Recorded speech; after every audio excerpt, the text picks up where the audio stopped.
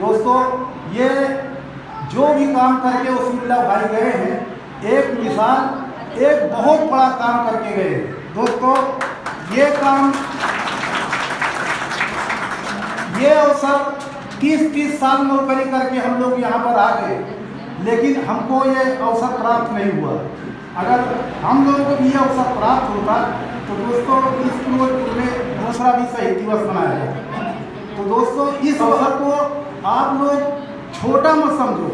जब भी ये कार्यक्रम की सूचना मिले आपको, अपना सारा काम छोड़ करके इस कार्य को संपन्न करने के लिए और ज़्यादा से ज़्यादा को कामयाब कराने के लिए कमांडिंग साहब की मदद करें और बड़ा से बड़ा कार्यक्रम यहाँ पर संपन्न कराएं।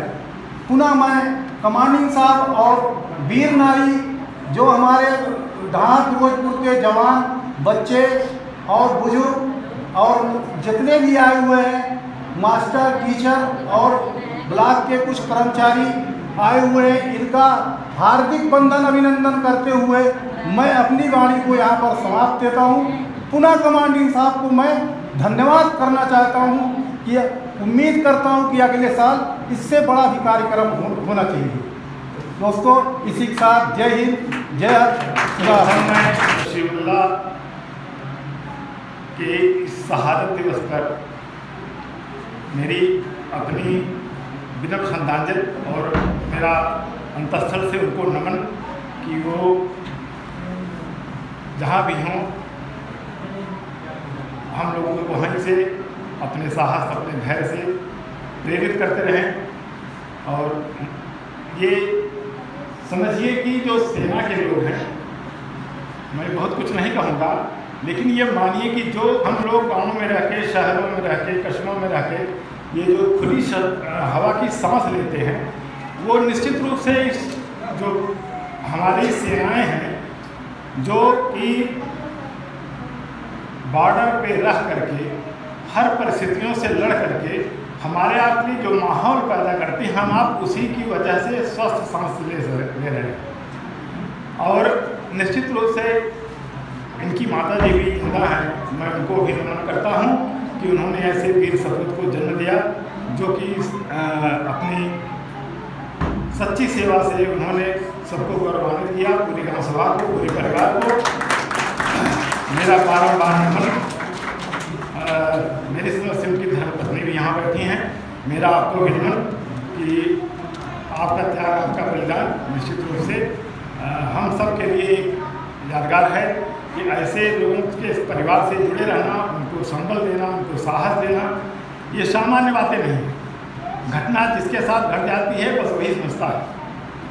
और मैं चाहूँगा कि इस अवसर पर ग्राम पंचायत स्तर से ग्राम सभा की एक ज़मीन तलाश करके प्रधान जी उसका एक प्रस्ताव का योजना बना के विकास खंड पर दे दें। इनकी स्मृति में एक स्मारक बन जाए इस गांव में तो ज़्यादा ही अच्छा होगा। मेरा पूरा प्रयास होगा विकास खंड परिवार की तरफ से। मैं ग्राम पंचायत प्रधान से पुनः आग्रह करूँगा कि इसकी आप एक ज़मीन तलाशिए और उसका एक कार्य योजना बना के विकास खंड पर पहुँचाइए। निश्चित रूप से हर संभव मदद आपकी की जाएगी। बहुत बहुत धन्यवाद। शहीदों की चिताओं पर लगेंगे हर बरस में, वतन के मरने वालों का यही बाकी हिसाब। ये बात आज बिल्कुल सख्त साबित होती है कि आप ये समझ सकते हैं शहीद वसीउल्लाह आज ही के दिन मणिपुर में उनको शहादत दी थी और मात्र 3 साल की नौकरी के बाद उन्होंने अपना सर्वोच्च बलिदान के देश के लिए दिया।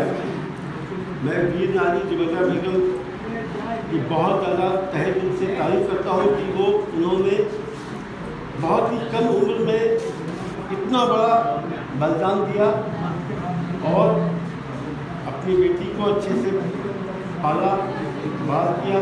और मुझे मालूम है कि कितनी मुसीबतों का सामना करना पड़ा है। ये हमारे, मैं एश्योर करना चाहता हूँ कि ये जुबैदा बेगम जी, उनके पूरा परिवार ये CRPF की एक्सटेंडेड फैमिली का हिस्सा है। आप यहाँ पर बिल्कुल पास में ही हम लोग का कैंप है कभी भी किसी भी प्रकार की आवश्यकता पड़ने पर आप हमेशा आ सकते हैं, हमेशा आप अपनी प्रॉब्लम बता सकते हैं, आपकी प्रॉब्लम 100% सॉल्व की जाएगी। दूसरा चीज़ हमने नोडल अफसर की यहाँ अपॉइंट किया हुआ है, जो कि आपसे टाइम टू टाइम आपके गांव में आकर के, आपके घर पे आकर के आपसे मिलते रहे और किसी भी प्रकार की प्रॉब्लम होगी तो वो उससे जानकारी देंगे और हम लोग तक पहुँचाएंगे। तो आप बिल्कुल निश्चिंत रहिए। कई चीज़ों के मामले में मैं शहीद वसीउल्लाह की जितनी भी तारीफ करूँ उतनी कम है। और आप लोगों को शायद मालूम है, NSCN जिस ग्रुप के साथ लड़ते हुए ये शहीद हुए, NSCN ग्रुप जो है वो हिंदुस्तान का सबसे पुराना टेररिस्ट ऑर्गेनाइजेशन है। तो कितने साल की बात है, और जिस ज़माने में इन्होंने शहादत दिया उस ज़माने में मणिपुर और नागालैंड में NSCN की तुलसी बोलती थी। और आप लोगों को बहुत सी चीज़ें मालूम है, कुछ चीज़ें मालूम नहीं है कि जब ये एम्बुलेंस में फंसे और जब घायल हुए उसके बाद भी इन्होंने लड़ना जारी रखा, लेकिन इंजरी हो जाने के कारण, खून ज़्यादा बह जाने के कारण ये इस देश में शहीद हो गए। तो आज इनकी शहादत को हम एक बार पुनः नमन करते हैं, याद करते हैं और इससे प्रेरणा लेते हैं।